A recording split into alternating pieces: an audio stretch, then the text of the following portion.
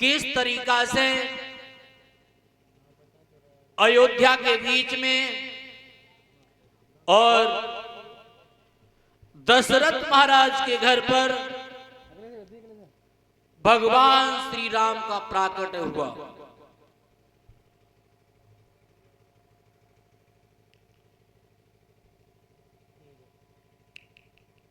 दशरथ महाराज की 3 शादियां हुई थी, लेकिन विधि का विधान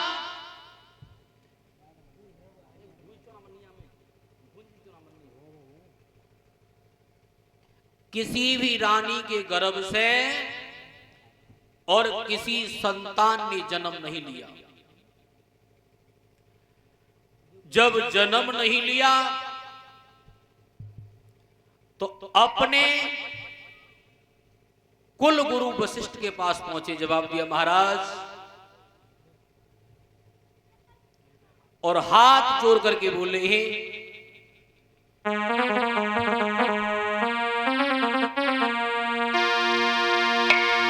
मैं कर चुका हूं विवाह 3 और इसका फल मुझको मिला नहीं है। चौथा पन आने वाला ये फूल अभी तक खिला नहीं।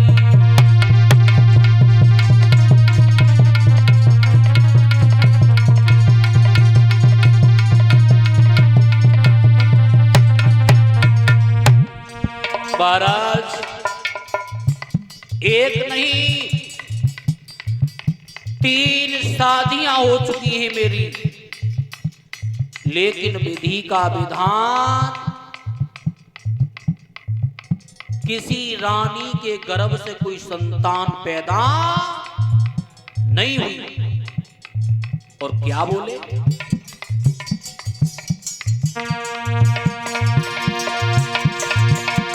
मैं कर चुका हूं विवाह 3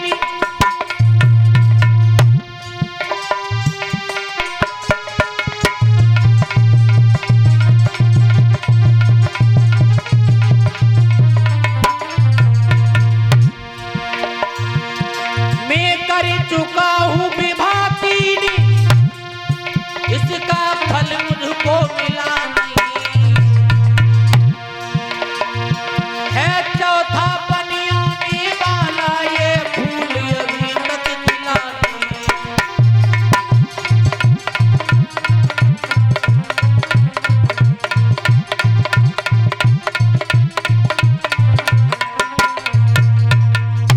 महाराज, एक नहीं 3 शादियां हो चुकी हैं मेरी, लेकिन विधि का विधान किसी भी रानी के गर्भ से कोई संतान पैदा नहीं हुई।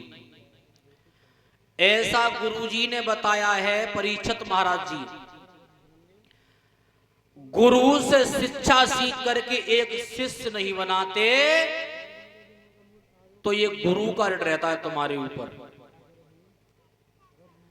और माता पिता के अंश से पैदा होकर के और एक संतान पैदा नहीं की, तो माता पिता का ऋण रहता है। बहुत चिंतित रहते थे, तो जवाब दिया है, चिंता न करो, तो श्रृंगी ऋषि के पास चले जाओ। श्रृंगी ऋषि की, और श्रृंगी ऋषि पुत्र यज्ञ करना जानते हैं, उससे तुम्हारे संतान पैदा हो जाएगा। ऐसा ही किया। श्रृंगी ऋषि ने पुत्र यज्ञ किया है, तो परीक्षित महाराज जी उस यज्ञ कुंड से एक खीर का पात्र निकला है। खीर का पात्र, उस खीर के पात्र को लेकर के श्रृंगी ऋषि ने महाराज दशरथ के हाथों में दे दिया। जवाब दिया है, तुम इस खीर को तीनों रानियों को खिला देना, उनके संतान पैदा हो जाएगी। दशरथ महाराज ने समय नहीं किया है।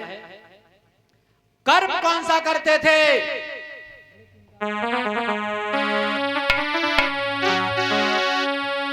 अरे भागलो निडहा तन में, अरे भागलो निडहा तन में, नहीं भूपति देर लगाई रे।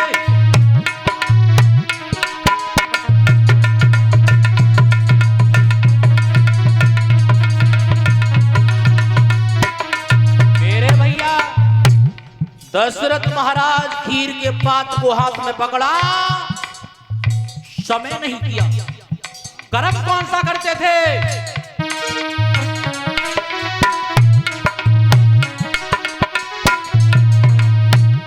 अरे भागा पकड़ी लो हाथ में, नहीं भूपति देर लगाई रे,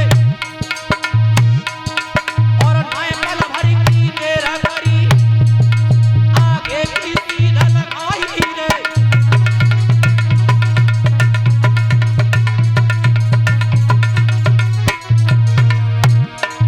आज दशरथ महाराज परीक्षित महाराज जी का नींद आ रही है। खीर के भाग को लेकर के आगे चले तो कर्म कौन सा बना है, किस तरीका से?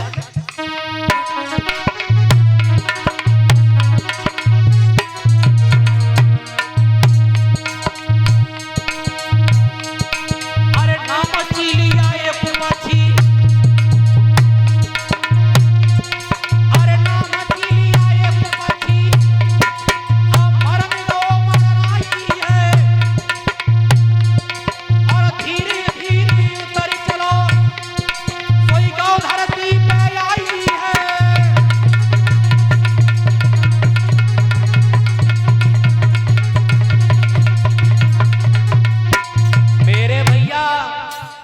चीलिया नाम के पक्षी ने समय नहीं किया,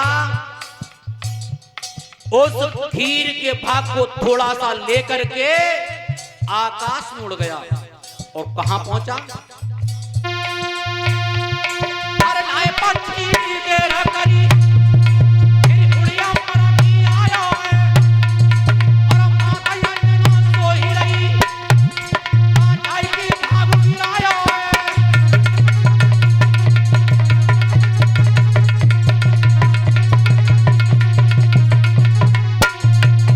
परीक्षित महाराज जी वो खीर का भाग लेकर के दशरथ महाराज अयोध्या में जा रहे थे भवन की तरफ।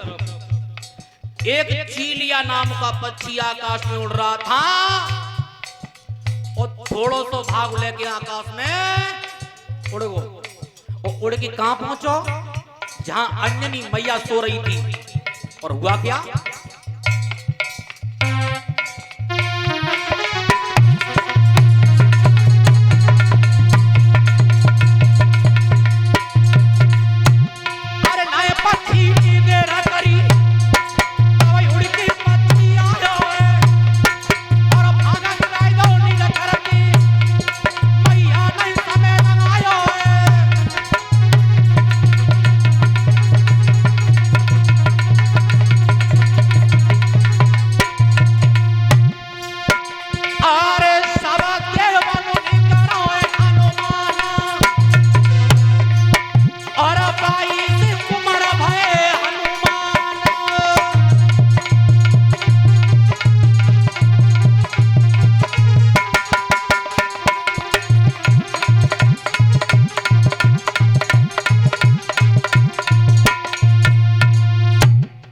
ध्यान रखना श्रोता बंधुओं, थोड़ा सा खीर का भाग लेकर के उस पक्षी ने और अंजनी मैया के पास गिराया है।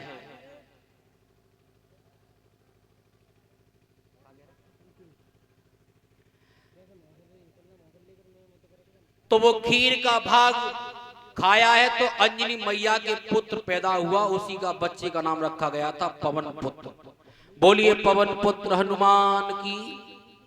और कछु विद्वानन को जी मतो परीक्षित महाराज जी कि जो हनुमान थे वो रुद्र अवतार थे।